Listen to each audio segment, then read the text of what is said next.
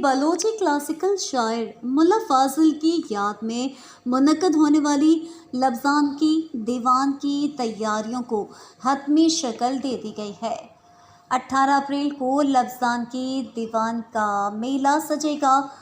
मकरान के मारूफ कबायली शख्सियत मीर फिदा हकीम रिंद की जानिब से हर साल की तरह साल 2025 को भी बलोची ज़बान के मशहूर क्लासिकल शायर मुल्ला फाजिल की याद में 18 अप्रैल शाम के औकात एक लफ्ज़ान की दीवान government boys high school Mandsaur के फुटबॉल ग्राउंड में मुनक्कद किया जा रहा है।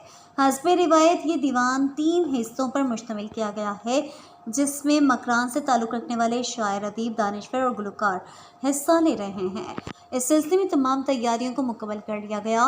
प्रोग्राम के ऑर्गेनाइज़र मीर फिदा हकीम रिंद का कहना है कि हर साल इस क्लासिकल प्रोग्राम के इनेकाद का मकसद मुल्ला फाजिल को खराज अकीदत पेश करना है।